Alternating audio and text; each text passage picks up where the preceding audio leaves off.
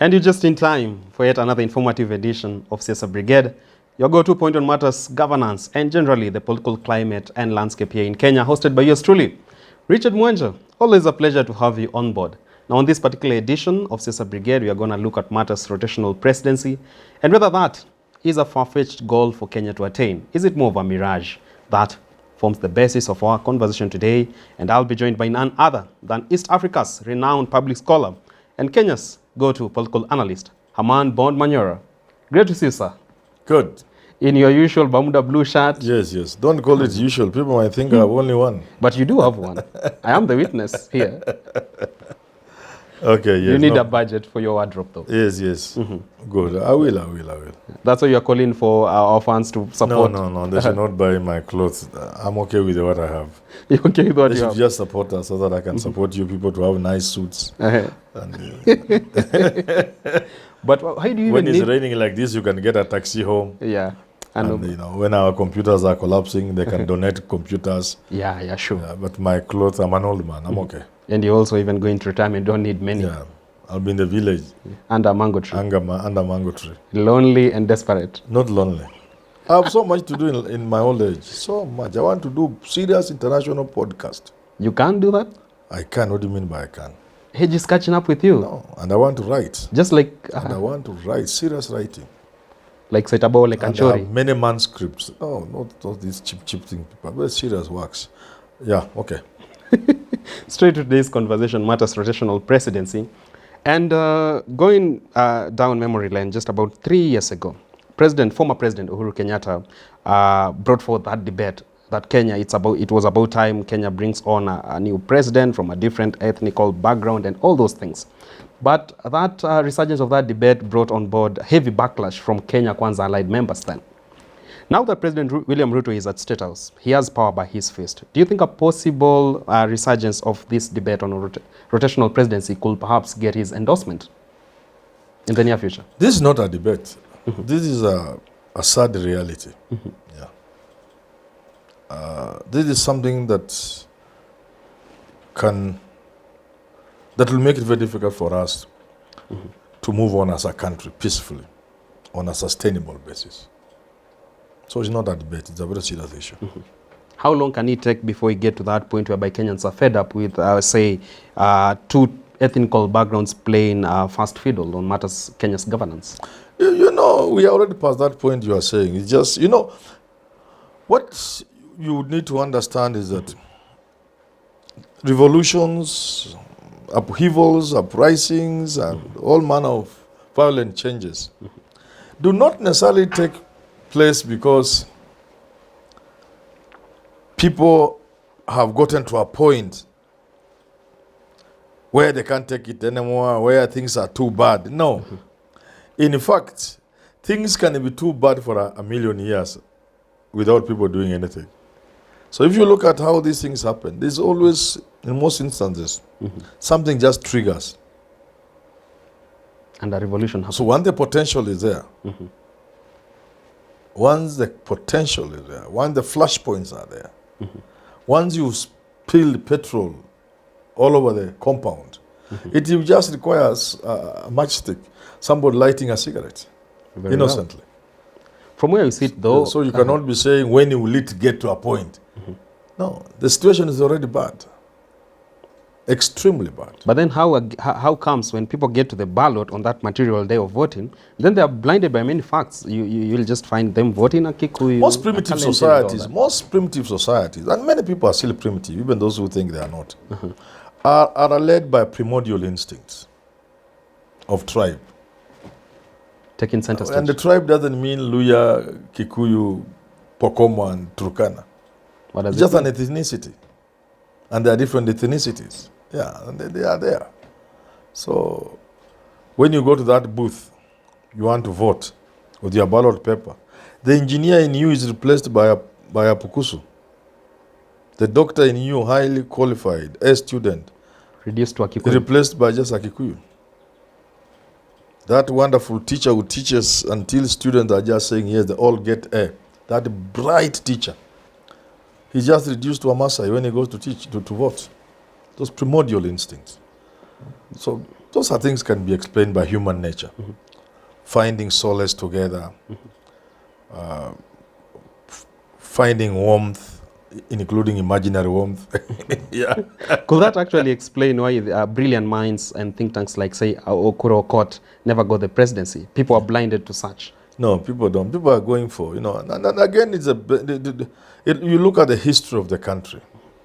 We began our politics by playing big tribe politics. And that's how we had Kadu and Kanu. With the Kadu saying the big tribes, then there were big tribes who are Luo and Kikuyu. They will dominate the rest of us. So Kadu getting the rest together to make sure they prevent dominance of big tribes, Luo and Kikuyu. So we started our politics from independence with the big tribe thing. And then together with all the big names, then the regions. So tribe, region, big names. And that's how our politics is. To get away from there is not easy. An arduous task. Yeah, it's very difficult. Very difficult. Yeah. But the truth is, this country cannot have peace on a sustainable basis if the rest of the country is made to feel they are not part of this country. That has destroyed many countries. To turn around that situation, you've actually pinpointed and signaled that a better way out of this... Ethnicities, you've seen Eastern Europe, you've seen Rwanda, you've seen all over. It doesn't work. It doesn't work. No, it doesn't. You see Ethiopia, where Ghana, they go everywhere, everywhere. South Africa. It never works. And yet it's a very simple thing. And Switzerland looked at this stupid thing and said, okay, what do we do? Let's have a rotational presidency. And it worked. Yeah, it's working. Kenya could get to that ground whereby we at least see some sort of Islamic presidency, someone from the marginalized areas. You see, we don't really need that for this country. What Kenya needs is just to have a clean system. Just a clean system. That reflects the will of the people? Yeah, once you have a clean system, man, the best man wins or the best woman wins. That's all we need in this country. The best man. And it's unlikely that such a system will necessarily produce a Kikuyu or a Kalenjin. But more than that, my thesis is also very simple. I support elite Kikuyus in 2007 who argued that it was time for a non-Kikuyu to be president. They didn't want Kibaki to run a second round. They wanted someone, most likely it was going to be Raila Odinga. They say it was in the interest of the Kikuyu community. But the Njonjos, but they could not succeed. When 2013 came, they were so sure this was the time to actualize that dream. That's why we have seen people like SK Machari and the rest. That has not worked. But my thesis is simple. That we must have that sort of thinking. Where we look at ourselves as a country. And let us say this. And I want to ask people who don't seem to see the danger in this, who don't seem to see nothing wrong with this. Kikuyus are about 17% of the population. Absolutely. 17. The Kalenjin about 13% of the population. So this is about 30% of the population. Suppose the Kikuyus were 30%, or say 35. Let's say, suppose the Kikuyus were 40% of the population, and the Kalenjin were 20. That gives you 60. Would they need anybody else to win? So, it will be a walkover. According to the thinking of these people, there will be nothing wrong so long as a Kikuyu would have gotten the votes, deputized by a Kalenjin, and then after 10 years you change. The cycle goes on. Don't you see that? You can see the fallacy. You can see the weakness in that thinking. I don't know whether you see it. That there are times I remember when I was in Form 1 or thereabouts, there were presents. I already got the present for number 1 in class. And there were other competitions. All over the place. My good friend, God rest his soul, it was called Olekoya Masai. He said, please don't go for this. The deputy head teacher really loved me in terms of reciting. It was a verse for verse. It goes all the way. Poetry. Yes. This guy begged me, please don't. Because you will get it. I had gotten one for, I think, number 1, and there's another one. So now I was supposed to go for this verse. And of course, nobody would beat me. So, and my friend told me, please don't go for it. There are situations like those in life. In the village, we play what they call draft. Yeah. Which is a poor man's version of what? Chess. Of chess. Yeah, yeah. When I'm lonely at home those days, and you come to visit me and we play, I beat you, I beat you, I beat you. You are most likely going to stand and go. Definitely. Then I'm left alone. So I pretend you have beaten me. I allow you to beat me. So when I say this thing, people look at it from a very superficial, surface level. They don't see the deep thing inside. And there are countries that have done that, where the leading communities have said, we control the economy. We are the most educated. Let other people take the president of the country. We are not interested. And it serves them better in the long run. So I've been telling people, you can be proud today, a Kalenjin and a Kikuyu and whatever can be. Hope NIC people, they are called what? National Intelligence Service. But they don't come for me. Because they like coming for people when they are saying good things like I'm saying. Because I love this country. I've said this. So let the numbers decide. You're okay, there are numbers. Who tells you you'll have the numbers forever? Now that you are succeeding in telling the rest, so long as you have the numbers, they can go to hell. Because the numbers, the votes. They're the majority. Yeah, the votes. They become president. But they too will have the numbers. Just someday. They will have the numbers for 200 years.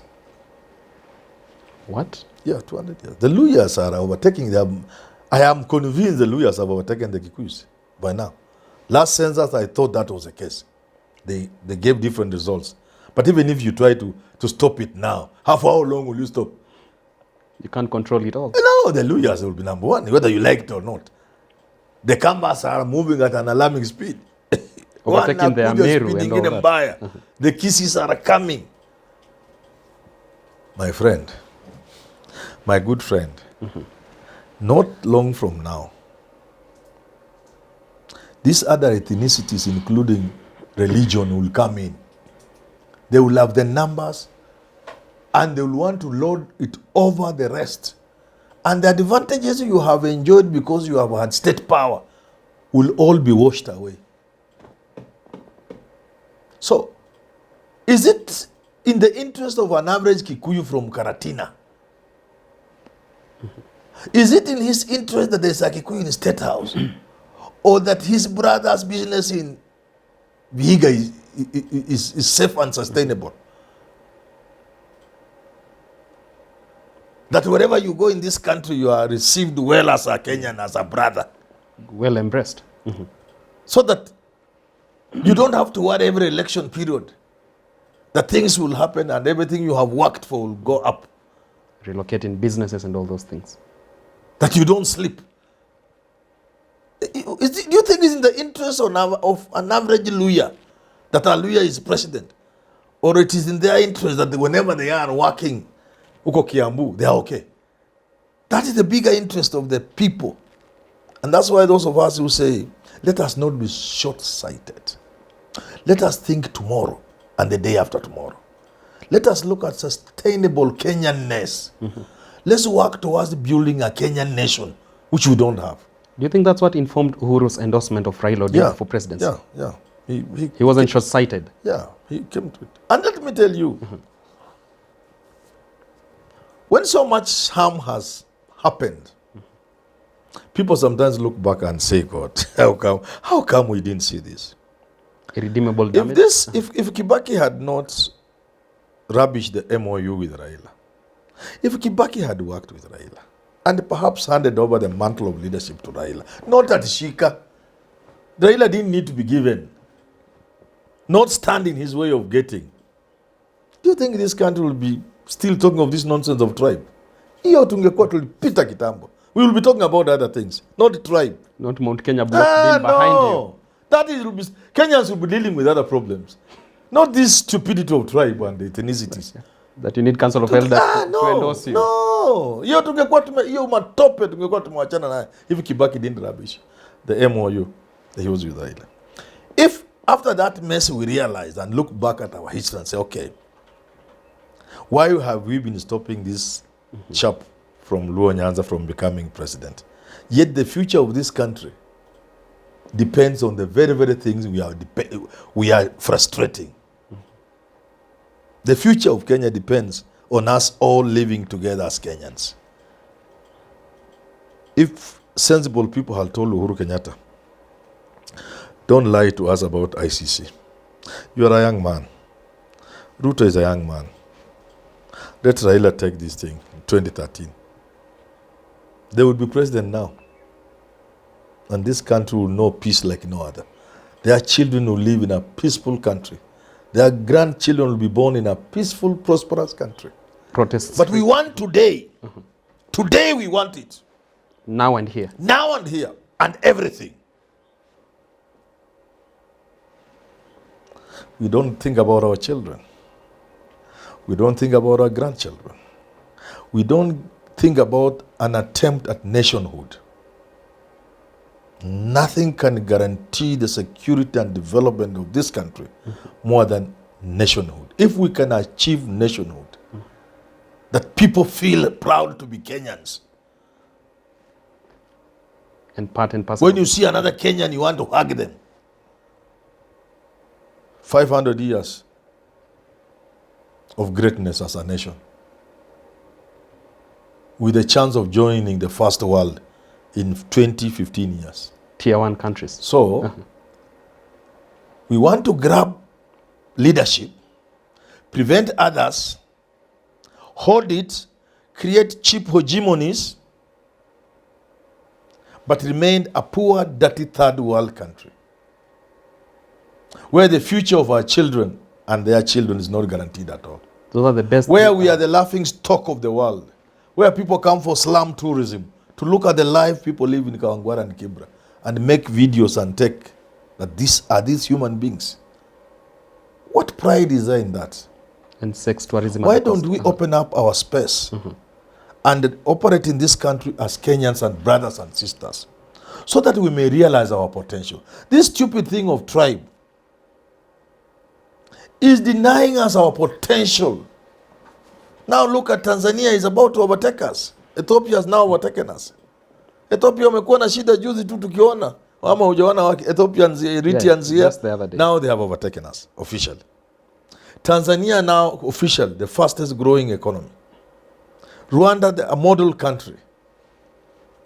Uganda putting its act together. Tanzania making use of its ports. Energy sector. People thinking of doing things via the Tanga and whatever ports in Tanzania. The pipeline, we thought, people finding it will be easier through Tanzania. These guys are going to overtake us. Look at Sudan, a small country, not small in terms of age, but with huge potential. If they got their act together, politics, I want to tell you, South Sudan will, watatupita kama trailer imesimama, will be like a trailer which is and a Mercedes Benz in a Peter top speed tumesimama pale. Somalia, and I've said this repeated. Somalia? Somalia. Allah. Somalia, or Somalia, some people say, Yeah. has the greatest potential in the region. They are one people, one religion, one tribe. They could get to that Potential of the country, including the largest coastline in the region, in the region. Huge deposit of oil and gas, along Kismayo. fish, and you can go on and on. When Somalia is politically stable, and that may not be long from now, and they bring collective experiences and resources from the diaspora back home, mutakuwa mkiangalia Somalia namna hii. Going to benchmark in Somalia. So, why would Kenya want to queue behind Rwanda tomorrow? It is not unimaginable. Can you compare Kenya with Singapore today? Or Kenya with South Korea? You can't. But we were the same. So these backwards, poor countries, whose GDP has been, I don't know what. A Miagra. Paltry. Now these are countries that are going to overtake Kenya because we are clinging on on tribe and the power cheaply, primitively. To even get development carrots. Yes, we need power. We need power. We need power. And the country is sinking and sinking and sinking. It is time Kenyans woke up. So this idea of opening up democratic space and cleaning the space so that every Kenyan feels part of this country is a miracle we need to move this country to the next level. Rightly put there. In the interest of time, before we close it all together, perhaps if, say, Deputy President Rigathi Gachagua is watching this conversation, or just looking at a future resurgence of the conversation about political rotational presidency, yes. Do you think it will sit well with him? Because even many people have the writings on the wall that he also harbors presidential ambitions. Do you think this conversion on rotational presidency will sit well with Rigathi Gachagua? No, I'm most likely no. And he's not alone. Everybody in that position will want to be president. The president is a sweet thing. He will want. But there are people in history who have surrendered their right to something in the greater good of mankind or their countries or society. There are people who have said no. Jaramogi said no. Pass it to Kenya. As a country, we don't want to appreciate that. Jaramogi said no. Looking at the history of Kenya and the role various communities have played in the struggle for independence and the configuration of this country, it should be a Kikuyu should be President Jomo Kenyatta. Na naambiwa chukua hii kitu. The Mandela moment. Chukua hii kitu. Chukua hii kitu. So they are big people. But so, ask him whether Gachagua will see what I'm saying. It depends on how big he is. How he understands the world. How much he loves his children. The scope of his thinking. How much he loves his country. There's another guy. Was it in Mozambique or what? Because he was mulatto kind of, half caste. He said no. When Nani was shot, this Samora Machel or something, I can't remember who. He said, not me. I think, I've forgotten. He said, not me. Let a really African take over this thing. And he passed on the baton. There are people who are big. The Murumbis of this world. There are people who are big, who have made sacrifices. Even in small ways. Somebody is a deputy principal of our school. The principal has retired. He's told to become principal. He said no. In the interest of peace, looking at this region and where I come from and the politics, it's in the interest of the school that somebody from this community becomes the principal, not me.